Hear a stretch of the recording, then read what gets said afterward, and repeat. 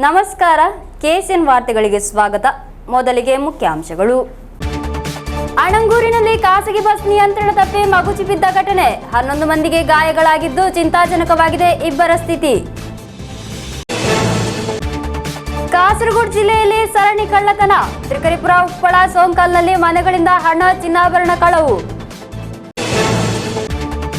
ತ್ರಿಕರಿಪುರ ನಿಯೋಜಕ ಮಂಡಲದ ಪಳನ್ನ ಕಡಪುರದಲ್ಲಿ ಎನ್ಡಿಎ ಅಭ್ಯರ್ಥಿಯ ಪ್ರಚಾರಕ್ಕೆ ಅಡ್ಡಿಪಡಿಸಿರುವ ಘಟನೆ, ಇಬ್ಬರ ವಿರುದ್ಧ ದೂರು ದಾಖಲಿಸಿದ್ದಾರೆ ಚಂದೇರ ಪೊಲೀಸರು. ಮೊದಲ ಹಂತದ ಮತದಾನದ ನಂತರ ವರದಿಗಳ ಪ್ರಕಾರ ಮೋದಿಯವರು ನಿರಾಶೆಗೊಂಡಿದ್ದಾರೆ, ಸಿಪಿಎಂ ಪೊಲಿಟ್ ಬ್ಯೂರೋ ಸದಸ್ಯ ಪ್ರಕಾಶ್ ಕಾರಟ್ ಹೇಳಿಕೆ. ಸ್ವಂತ ಪಕ್ಷದ ನಾಯಕತ್ವ ಸ್ಥಾನದಿಂದ ನಿರ್ಣಾಯಕ ಹಂತದಲ್ಲಿ ಪರಾರಿಯಾದ ನಾಯಕ ರಾಹುಲ್ ಗಾಂಧಿ, ಮುಖ್ಯಮಂತ್ರಿ ಪಿಣರಾಯಿ ವಿಜಯನ್ ಹೇಳಿಕೆ. ವಾರ್ತೆಗಳು ವಿವರವಾಗಿ. ಕಾಸರಗೋಡು ಅಣಂಗೂರಿನಲ್ಲಿ ಖಾಸಗಿ ಬಸ್ ನಿಯಂತ್ರಣ ತಪ್ಪಿ ಮಗುಚಿ ಬಿದ್ದ ಘಟನೆ ನಡೆದಿದೆ. 11 ಮಂದಿಗೆ ಗಾಯಗಳಾಗಿದ್ದು ಇಬ್ಬರ ಸ್ಥಿತಿ ಚಿಂತಾಜನಕವಾಗಿದೆ. ಕಣ್ಣೂರಿನಿಂದ ಕಾಸರಗೋಡಿಗೆ ಬರುತ್ತಿದ್ದ ಬಸ್ ಅಪಘಾತಕ್ಕೀಡಾಗಿರುವುದು. ಕಾಸರಗೋಡು ಅಣಂಗೂರು ರಾಷ್ಟ್ರೀಯ ಹೆದ್ದಾರಿಯಲ್ಲಿ ಬಸ್ ನಿಯಂತ್ರಣ ತಪ್ಪಿ ಮಗುಚಿ ಬಿದ್ದು 11 ಮಂದಿ ಗಾಯಗೊಂಡಿದ್ದಾರೆ. ಬೆಳಗ್ಗೆ 9:15ರ ಸುಮಾರಿಗೆ ಈ ಅಪಘಾತ ಸಂಭವಿಸಿದೆ. ಕಣ್ಣೂರಿನಿಂದ ಕಾಸರಗೋಡಿಗೆ ಬರುತ್ತಿದ್ದ KL 58 AG 8388 ಕೃತಿಕಾ ಬಸ್ ಅಪಘಾತಕ್ಕೀಡಾಗಿದೆ. ಎದುರಿಗಿದ್ದ ಬಸ್ಸನ್ನು ಓವರ್ಟೇಕ್ ಮಾಡಲು ಯತ್ನಿಸಿದಾಗ ನಿಯಂತ್ರಣ ತಪ್ಪಿ ರಸ್ತೆಗೆ ಮಗುಚಿ ಬಿದ್ದಿದೆ ಎಂದು ವರದಿಯಾಗಿದೆ. ನೀಲೇಶ್ವರದ ರೇಷ್ಮಾ, ಪವಿತ್ರ, ಕಲ್ಯೂಟ್ನ ಶೀಜಾ, ಚಿರುವತ್ತೂರಿನ ಕಮಲಾಕ್ಷನ್, ಪ್ರಭಾಕರನ್, ಪೆರಿಯದ ಗೋಕುಲ್ರಾಜ್, ಜರೀನಾ, ಮೇಘಾ, ಕೃಷ್ಣನ್ ಎಂಬುವರಿಗೆ ಗಾಯಗಳಾಗಿವೆ. ಅವರನ್ನು ಆಸ್ಪತ್ರೆಗೆ ದಾಖಲಿಸಲಾಗಿದೆ. ಕಣ್ಣೂರಿನಿಂದ ಹೊರಟ ಬಸ್ನಲ್ಲಿ ಕಲೆಕ್ಟರೇಟ್ನ ಅಧಿಕಾರಿಗಳು ಸೇರಿದಂತೆ ಹಲವು ಮಂದಿ ಪ್ರಯಾಣಿಕರಿದ್ದರು. ಆದರೆ ಹೆಚ್ಚಿನವರು BC ರೋಡ್ ಬಸ್ ನಿಲ್ದಾಣದಲ್ಲಿ ಇಳಿದಿದ್ದಾರೆ. ಆದ್ದರಿಂದ ಭಾರೀ ಅನಾಹುತ ತಪ್ಪಿದೆ. ಅಪಘಾತದ ವೇಳೆ 11 ಮಂದಿ ಪ್ರಯಾಣಿಕರಿದ್ದರು. ಅವರೆಲ್ಲ ಗಾಯಗೊಂಡಿದ್ದಾರೆ. ಚಾಲಕ ಮತ್ತು ಕಂಡಕ್ಟರ್ಗೆ ಯಾವುದೇ ಗಾಯಗಳಾಗಿಲ್ಲ.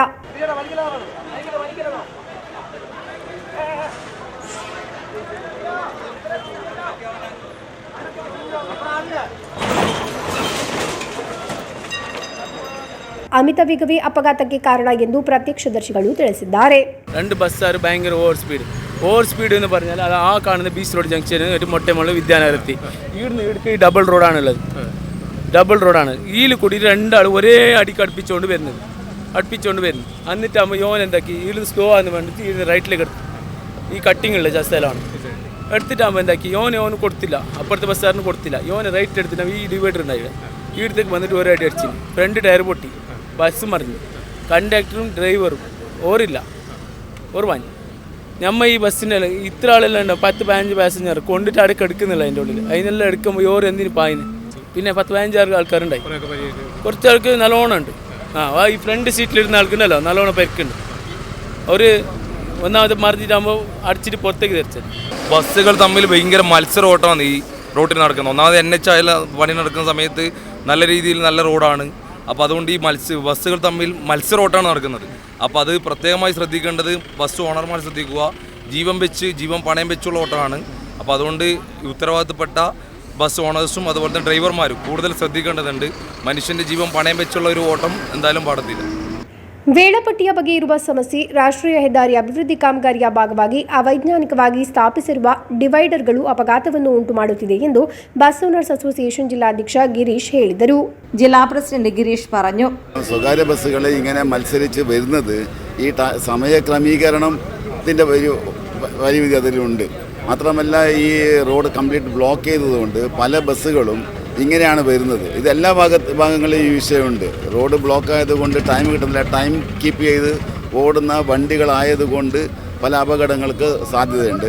അതുകൊണ്ട് കൃത്യമായ റോഡ് സൗകര്യങ്ങൾ ചെയ്ത് കൊടുക്കും വരെ പല ബുദ്ധിമുട്ടുകളുണ്ടാകാം. എന്നാൽ ഇതിൽ ഞങ്ങൾ ഈ അപകടത്തിൽ ഞങ്ങൾ ദുഃഖിക്കുകയും ഇതിൽ സംഭവിച്ച മേലിൽ ആവർത്തിക്കാതിരിക്കാൻ വേണ്ടിയിട്ടുള്ള നിർദ്ദേശങ്ങൾ തൊഴിലാളികൾക്ക് കൊടുക്കുന്നതായിരിക്കും. ಮಗುಚಿ ಬಿದ್ದ ಬಸ್ನಿಂದ ಬಹಳ ಕಷ್ಟಪಟ್ಟು ಪ್ರಯಾಣಿಕರನ್ನು ಹೊರತೆಗೆಯಲಾಯಿತು. ಮಾಹಿತಿ ತಿಳಿದು ಆಗಮಿಸಿದ ಸ್ಥಳೀಯರು, ಪೊಲೀಸರು ಹಾಗೂ ಅಗ್ನಿಶಾಮಕ ದಳದವರು ರಕ್ಷಣಾ ಕಾರ್ಯಾಚರಣೆ ನಡೆಸಿದರು. News bureau, Kasaragod.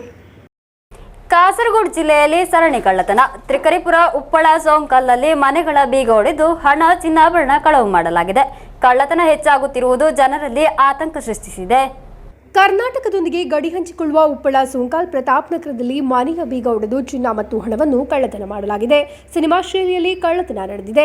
ಪ್ರವಾಸಿಯಾದ ಬದ್ರುಲ್ ಮುನೀರ್ ರವರ ಮನೆಗೆ ನುಗ್ಗಿದ ಕಳ್ಳರ ತಂಡ 5 ಪವನ್ ಚಿನ್ನಾಭರಣ ಹಾಗೂ 35,000 ರೂಪಾಯಿ ಕಳ್ಳತನ ನಡೆಸಿದೆ. ಕಳ್ಳರನ್ನು ಹಿಡಿಯಲು ಮುಂದಾದ ಮನೆ ಮಾಲೀಕನ ಸಹೋದರನ ಮೇಲೆ ದಾಳಿ ನಡೆಸಿದ ಮುಸ್ಕುದಾರಿ ತಂಡ ಬಂದೂಕು ತೋರಿಸಿ ಪರಾರಿಯಾಗಿದ್ದಾರೆ. ಮನೆಯಲ್ಲಿ ಬದ್ರುಲ್ ಮುನೀರ್ ರವರ ಪತ್ನಿ ಖದೀಜತ್ ರೆಹನಾಸ್ ಹಾಗೂ 2 ಮಕ್ಕಳು ವಾಸವಾಗಿದ್ದಾರೆ. ಸಮೀಪದಲ್ಲಿರುವ ತಂದೆಯ ಮನೆಗೆ ಹೋದ ವೇಳೆ ದರೋಡೆ ನಡೆದಿರುವುದು, ಮನೆಯ ಮುಂದೆ ಅನುಮಾನಾಸ್ಪದ ಸ್ಥಿತಿಯಲ್ಲಿ 2 ಬೈಕ್ಗಳು ನಿಂತಿರುವುದು ಗಮನಕ್ಕೆ ಬಂದಿರುವುದನ್ನು ಪರಿಶೀಲಿಸುವಾಗ ಕಳ್ಳರು ದಾಳಿ ನಡೆಸಿದ್ದಾರೆ. ತಂಡದಲ್ಲಿ 6 ಮಂದಿ ಇದ್ದರು ಎಂಬುದು ಅವರ ಹೇಳಿಕೆ. ಶಂಕಿತ ದರೋಡೆಕೋರರ ಸಿಸಿಟಿವಿ ದೃಶ್ಯಾವಳಿಗಳು ಪತ್ತೆಯಾಗಿವೆ. ಕುಂಬಳೆ ಪೊಲೀಸರು ತನಿಖೆ ಆರಂಭಿಸಿದ್ದಾರೆ. ತ್ರಿಗರಿಪುರ ಪೆಕ್ಕಡ ಪರತಿಚಾಲ್ನ ಎಂವಿ ರವೀಂದ್ರನವರ ಮನೆಗೆ ನುಗ್ಗಿ 6 ಪವನ್ ಚಿನ್ನಾಭರಣ ಹಾಗೂ 15,000 ರೂಪಾಯಿ ಕಳ್ಳತನ ಮಾಡಲಾಗಿದೆ. ಕುಟುಂಬ ಬೆಂಗಳೂರಿನಲ್ಲಿರುವ ಮಗಳ ಮನೆಗೆ ಹೋದ ವೇಳೆ ದರೋಡೆ ನಡೆದಿರುವುದು, ಕುಟುಂಬಸ್ಥರು ಇಲ್ಲದ ವೇಳೆ ದರೋಡೆ ನಡೆದಿರುವುದರಿಂದ ಸ್ಥಳೀಯರ ನೆರವು ಸಿಕ್ಕಿದೆ ಎಂಬ ಬಗ್ಗೆಯೂ ಪೊಲೀಸರು ಪರಿಶೀಲನೆ ನಡೆಸುತ್ತಿದ್ದಾರೆ. ಸ್ಥಳಕ್ಕೆ ಬೆರಳಚ್ಚು ತಜ್ಞರು ಹಾಗೂ ಶ್ವಾನದಳ ಆಗಮಿಸಿ ಪರಿಶೀಲನೆ ನಡೆಸಿದ್ದಾರೆ. ಕೆಲವು ವಾರಗಳ ಹಿಂದೆ ಕುಂಬಳೆ ಶಾಂತಿಪಳದಲ್ಲಿ ಮನೆಯೊಂದರಲ್ಲಿ 23 ಪವನ್ ಚಿನ್ನಾಭರಣ ಮತ್ತು ವಿದೇಶಿ ಕರೆನ್ಸಿಗಳನ್ನು ಕಳವು ಮಾಡಲಾಗಿದೆ. ಪ್ರಕರಣದ ತನಿಖೆ ನಡೆಯುತ್ತಿರುವಾಗಲೇ ಜನರನ್ನು ಆತಂಕಕ್ಕೆ ಒಳಗಾಗಿಸಿ ಮತ್ತೆ ದರೋಡೆ ನಡೆದಿದೆ. ಜಿಲ್ಲೆಯ ವಿವಿಧ ಪ್ರದೇಶಗಳಲ್ಲಿ ಹಲವು ಮನೆಗಳಲ್ಲಿ ದರೋಡೆ ಯತ್ನಗಳು ವರದಿಯಾಗಿದೆ. Hold news bureau, Kasaragod. Trikaripur ನಿಯೋಜಕ ಮಂಡಲದ ಪಡನ್ನ ಕಡಪುರದಲ್ಲಿ ಎನ್ಡಿಎ ಅಭ್ಯರ್ಥಿಯ ಪ್ರಚಾರಕ್ಕೆ ಅಡ್ಡಿಪಡಿಸಿರುವುದರ ವಿರುದ್ಧ ಚಂದೇರ ಪೊಲೀಸರು 2 ವಿರುದ್ಧ ದೂರು ದಾಖಲಿಸಿದ್ದಾರೆ. ಎಂಎಲ್ ಅಶ್ವಿನಿ ಅವರು ನೀಡಿದ ದೂರಿನ ಮೇರೆಗೆ 2ರನ್ನು ಬಂಧಿಸಿರುವುದು. ಪಡನಕಡಪುರದಲ್ಲಿ ಎನ್ಡಿಎ ಅಭ್ಯರ್ಥಿ ಎಂಎಲ್ ಅಶ್ವಿನಿ ಅವರ ಪ್ರಚಾರಕ್ಕೆ ಅಡ್ಡಿಪಡಿಸಿರುವುದರ ವಿರುದ್ಧ ಚಂದೇರ ಪೊಲೀಸರು 2 ವಿರುದ್ಧ ಪ್ರಕರಣ ದಾಖಲಿಸಿದ್ದಾರೆ. ಪ್ರಚಾರಕ್ಕೆ ಅಡ್ಡಿಪಡಿಸಿದ್ದಕ್ಕಾಗಿ ಮತ್ತು ಮಹಿಳೆಯರನ್ನು ಅವಮಾನಿಸುವ ರೀತಿಯಲ್ಲಿ ಅಶ್ಲೀಲ ಪದಗಳನ್ನು ಬಳಸಿದ್ದಕ್ಕಾಗಿ ಎಂಎಲ್ ಅಶ್ವಿನಿ ದೂರು ನೀಡಿರುವುದು. ಸಿಪಿಎಂನ ಹಿರಿಯ ಮುಖಂಡರಾದ ಪಿಪಿ ರತೀಶ್ ಹಾಗೂ ಪಿಪಿ ಅರುಣ್ ಅವರನ್ನು ಚಂದೇರ ಪೊಲೀಸರು ಬಂಧಿಸಿದ್ದಾರೆ. ನಂತರ ಅವರನ್ನು ಠಾಣೆಯಿಂದ ಜಾಮೀನಿನ ಮೇಲೆ ಬಿಡುಗಡೆ ಮಾಡಲಾಯಿತು. ಎಂಎಲ್ ಅಶ್ವಿನಿ ಅವರು ನೀಡಿದ ದೂರಿನಲ್ಲಿ ಕಾನೂನು ಸುವ್ಯವಸ್ಥೆ ಪಾಲನೆ ಖಚಿತಪಡಿಸುವುದು, ಜನಪ್ರಾತಿನಿಧ್ಯ ಕಾನೂನಿನ ವಿವಿಧ ಸೆಕ್ಷನ್ಗಳ ಪ್ರಕಾರ ಪ್ರಕರಣ ದಾಖಲಿಸಲಾಗಿದೆ. ಭಾನುವಾರ ಮಧ್ಯಾಹ್ನ 1:30 ಸುಮಾರಿಗೆ ಪಡನ ಕಡಪುರದಲ್ಲಿ ಪ್ರಕರಣಕ್ಕೆ ಸಂಬಂಧಿಸಿದ ಘಟನೆ ನಡೆದಿರುವುದು.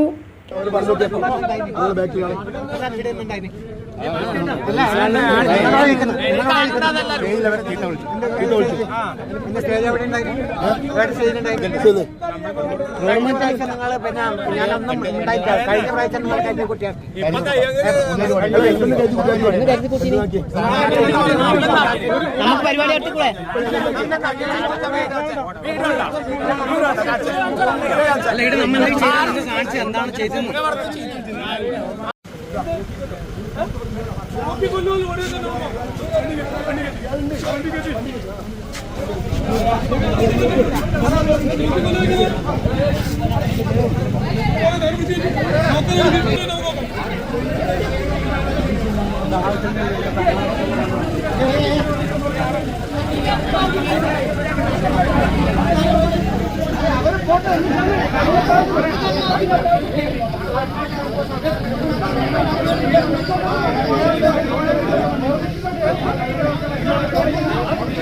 ಘಟನೆಗೆ ಸಂಬಂಧಿಸಿದಂತೆ ಮಹಿಳಾ ಆಯೋಗಕ್ಕೆ ದೂರು ನೀಡುವ ಕುರಿತು ಯೋಚಿಸುವುದಾಗಿ ಎನ್ಡಿಎ ಪದಾಧಿಕಾರಿಗಳು ತಿಳಿಸಿದ್ದಾರೆ. ಪ್ರಜಾಪ್ರಭುತ್ವ ವ್ಯವಸ್ಥೆಯಲ್ಲಿ ಅಭ್ಯರ್ಥಿಗೆ ಎಲ್ಲಿ ಬೇಕಾದರೂ ಮತ ಕೇಳುವ ಹಕ್ಕು ಇದ್ದಾಗ ಪ್ರಚಾರ ಚಟುವಟಿಕೆಗಳಿಗೆ ಅಡ್ಡಿಪಡಿಸುವುದು ಖಂಡನೀಯ ಎಂದು, ಬೆದರಿಕೆಗಳನ್ನು ಲೆಕ್ಕಿಸದೆ ಎಲ್ಲ ವಿಭಾಗದ ಜನರನ್ನು ಕಂಡು ಮತ ಯಾಚಿಸುತ್ತಾರೆ ಎಂದು ಎನ್ಡಿಎ ಅಭ್ಯರ್ಥಿ ಎಂಎಲ್ ಅಶ್ವಿನಿ ಹೇಳಿದರು. ಪ್ರಚಾರ ಅಡ್ಡಿಪಡಿಸಿರುವುದು ಸೋಲಿನ ಭಯದಿಂದ ಎಂದು ಬಿಜೆಪಿ ಜಿಲ್ಲಾಧ್ಯಕ್ಷ ರವೀಶ್ ತಂತ್ರಿಕುಂಟಾರ್ ಹೇಳಿದರು. News bureau, Kasaragod. ಪ್ರಧಾನಮಂತ್ರಿ ನರೇಂದ್ರ ಮೋದಿಯವರ ರಾಜಸ್ಥಾನದ ಕುರಿತು ಇರುವ ವಿವಾದಾತ್ಮಕ ಹೇಳಿಕೆ ಮತೀಯವಾದವನ್ನು ಸೃಷ್ಟಿಸುವ ಪ್ರಯತ್ನ ಎಂದು ಸಿಪಿಎಂ ಪೊಲಿಟ್ ಬ್ಯೂರೋ ಸದಸ್ಯ ಪ್ರಕಾಶ್ ಕಾರಟ್. ಮೊದಲ ಹಂತದ ಮತದಾನದ ನಂತರ ವರದಿಗಳ ಪ್ರಕಾರ ಮೋದಿಯವರು ನಿರಾಶೆಗೊಂಡಿದ್ದಾರೆ ಎಂದು ಪ್ರಕಾಶ್ ಕಾರಟ್ ಕಾಸರಗೋಡು ಪ್ರೆಸ್ ಕ್ಲಬ್ನಲ್ಲಿ ಆಯೋಜಿಸಿದ ಜನಸಭಾ ಕಾರ್ಯಕ್ರಮದಲ್ಲಿ ಭಾಗವಹಿಸಿ ಅವರು ಮಾತನಾಡಿದರು. Prime Minister Modi has made a most objectionable speech in Rajasthan, where he says that the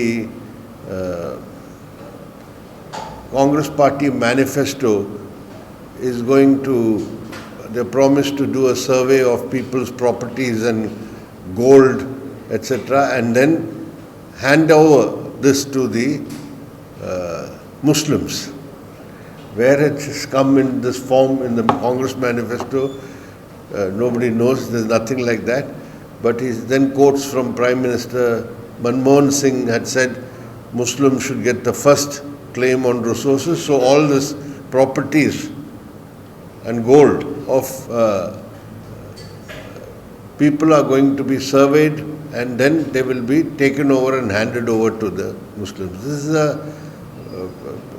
rabid sort of appeal against rousing sentiments against the minority community on a totally baseless grounds. And all the opposition parties have raised serious objection to the speech.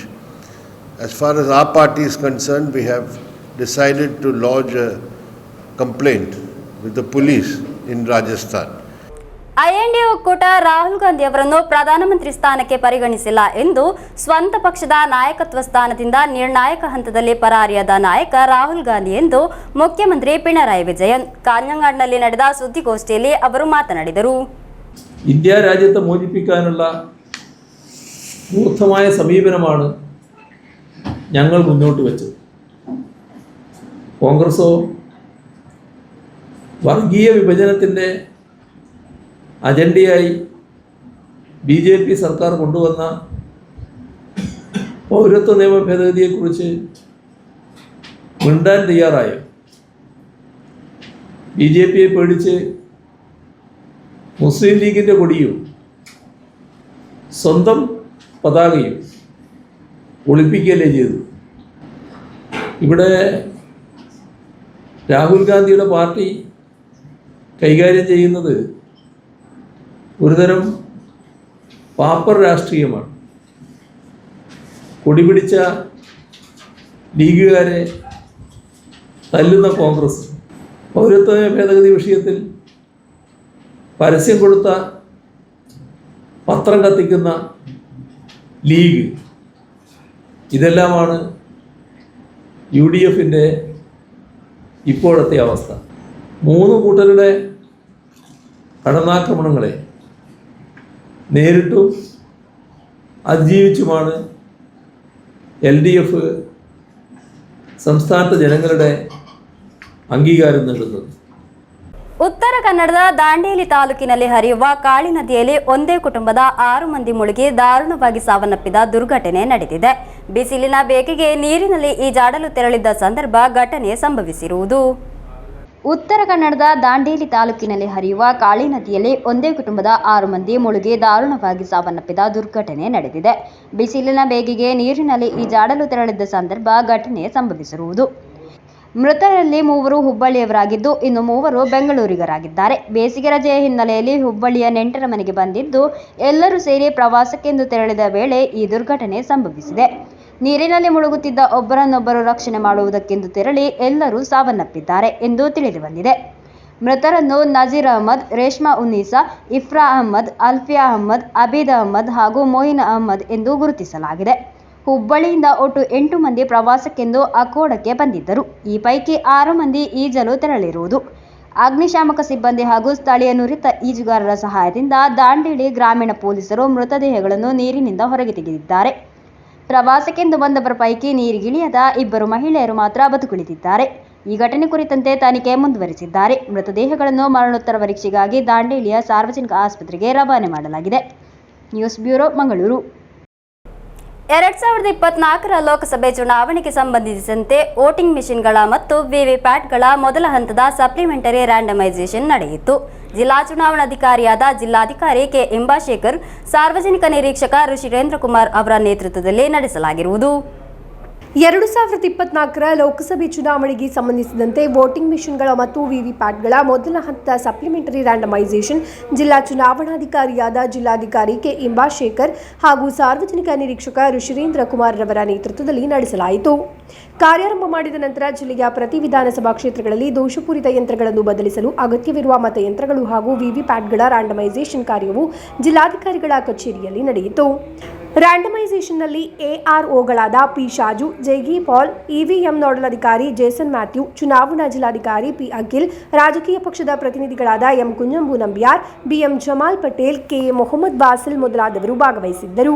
News bureau, Kasaragod.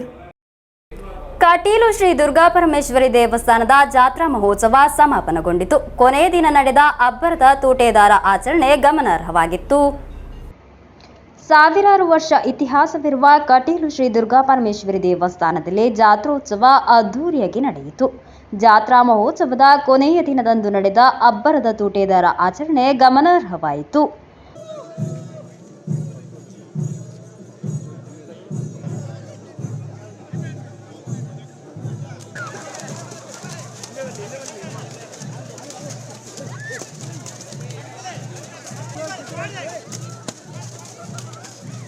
ತೂಟೇದಾರ ಅಥವಾ ಆರಟ್ ಆಚರಣೆಯಲ್ಲಿ ಅತ್ತೂರು ಮತ್ತು ಕೊಡೆತ್ತೂರು ಗ್ರಾಮಸ್ಥರ ಇತ್ತಂಡಗಳ ನಡುವೆ ತೆಂಗಿನಗರೆಯಿಂದ ಸಿದ್ಧಪಡಿಸಿದ ತೂಟೆಗಳನ್ನು ಉರಿಸಿ ಪರಸ್ಪರ ಎಸೆದುಕೊಳ್ಳುವ ತೂಟೇದಾರ ಆಕರ್ಷಣೀಯವಾಗಿತ್ತು.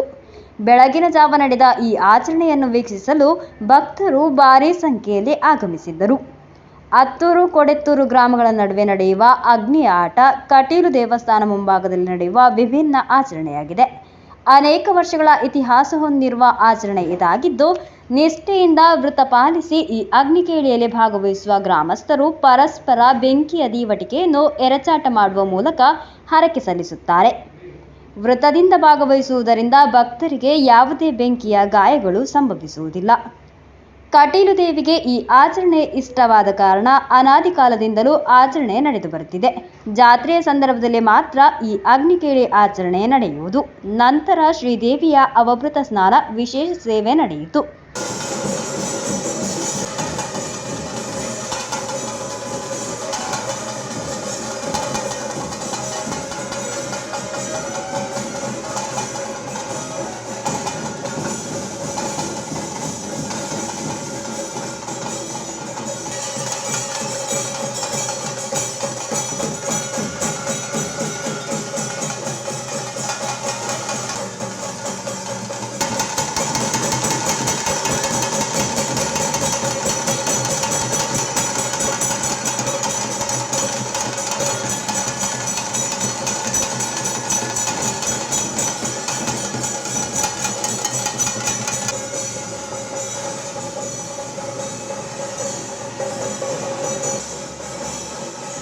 News bureau, Mangaluru.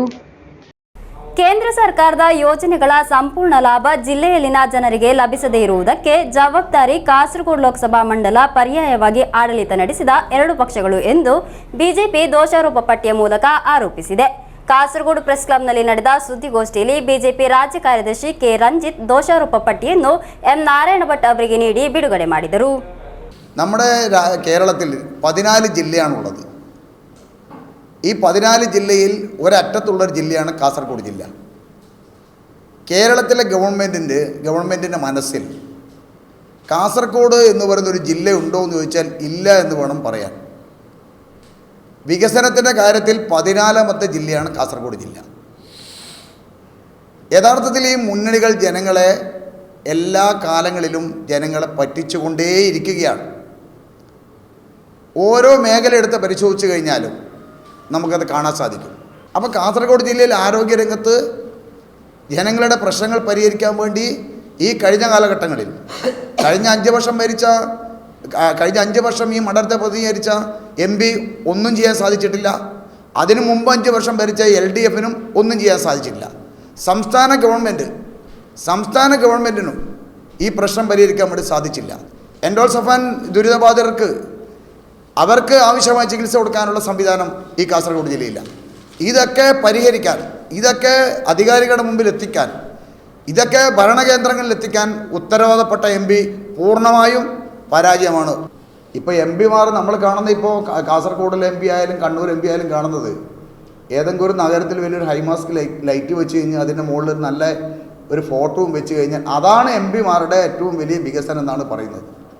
കാസർഗോഡിൻ്റെ അടിസ്ഥാന പ്രശ്നങ്ങൾ ഭരണാധികാരികളുടെ മുമ്പിൽ പാർലമെൻറ്റിൽ അവതരിപ്പിച്ച് നേടിയെടുക്കുന്നതിൽ 2 MP മാരും പരാജയപ്പെട്ടു എന്നുള്ളതാണ് ഇത് സൂചിപ്പിക്കുന്നത്. 2 മുന്നണികളും ഇത്തവണയും വോട്ടിന് വരുന്ന സമയത്ത് അവർക്കൊന്നും തന്നെ പറയാനില്ല. അത് എല്ലാം തന്നെ ജനങ്ങളെ വഞ്ചിച്ച കഥ മാത്രമേ ഉള്ളൂ. ഈ ജനവഞ്ചന തിരിച്ചറിയണം എന്നാണ് കാസർഗോഡ് ജനങ്ങളുടെ കാസർഗോഡ് പാർലമെൻറ്റ് മണ്ഡലത്തിലെ വോട്ടർമാരോട് ഞങ്ങൾക്ക് അഭ്യർത്ഥിക്കാനുള്ളത്. ಸುದ್ದಿಗೋಷ್ಠಿಯಲ್ಲಿ ಬಿಜೆಪಿ ಮುಖಂಡರಾದ ಕೆ ರಂಜಿತ್, ರವಿಚಂದ್ರ ಕೊಂಟಾರು, ನಾರಾಯಣ ಭಟ್, ರವೀಂದ್ರನ್, ವಿಜಯಕುಮಾರ್ ರೈ, ಸಿ ನಾರಾಯಣನ್ ಎಂಬಿವರು ಮಾತನಾಡಿದರು. News bureau, Kasaragod. ಬಾಯಾರು ಗ್ರಾಮದ ಕಣಿಹಿತ್ತಿಲಿನಲ್ಲಿರುವ ಶ್ರೀ ಮಲರಾಯಿ ಧೂಮಾವತಿ ಪಂಜುರ್ಲಿ ನಾಗಪರಿವಾರ ದೇವಸ್ಥಾನದ ನೂತನ ತರವಾಡು ಮನೆಯ ಗೃಹ ಪ್ರವೇಶೋತ್ಸವ ಹಾಗೂ ಸತ್ಯ ಚಾವಡಿಯ ಸಮರ್ಪಣೆ ಮತ್ತು ಪುನರ್ ಪ್ರತಿಷ್ಠಾ ಮಹೋತ್ಸವಕ್ಕೆ ಹಸಿರುವಾಣಿ ಹೊರೆ ಕಾಣಿಕೆ ಮೆರವಣಿಗೆ ನಡೆಯಿತು. ಹಲವಾರು ಮಂದಿ ಭಕ್ತರು ಆಗಮಿಸಿದ್ದರು. ಬಾಯಾರು ಗ್ರಾಮದ ಕಣಿಹಿತ್ತಿಲಿನಲ್ಲಿರುವ ಶ್ರೀ ಮಲರಾಯಿ ಧೂಮಾವತಿ ಪಂಜುರ್ಲಿ ನಾಗಪರಿವಾರ ದೇವಸ್ಥಾನದ ನೂತನ ತರವಾಡು ಮನೆಯ ಗೃಹ ಪ್ರವೇಶೋತ್ಸವ ಹಾಗೂ ಸತ್ಯ ಚಾವಡಿಯ ಸಮರ್ಪಣೆ ಮತ್ತು ಪುನರ್ ಪ್ರತಿಷ್ಠಾ ಮಹೋತ್ಸವಕ್ಕೆ ಹಸಿರುವಾಣಿ ಹೊರೆ ಕಾಣಿಕೆ ಮೆರವಣಿಗೆ ನಡೆಯಿತು. ಚಿಪ್ಪಾರು ಜ್ಯೇಷ್ಠರಾಜ ಗಣಪತಿ ಭಜನಾ ಮಂದಿರದ ಪರಿಸರದಿಂದ ಹೊರಟ ಮೆರವಣಿಗೆಯಲ್ಲಿ ಕೊಂಬು ವಾದ್ಯ ಮೇಳಗಳು ಹಾಗೂ ಜ್ಯೇಷ್ಠರಾಜ ಕುಣಿತ ಭಜನಾ ತಂಡದ ಕುಣಿತ ಭಜನೆ ನಡೆಯಿತು.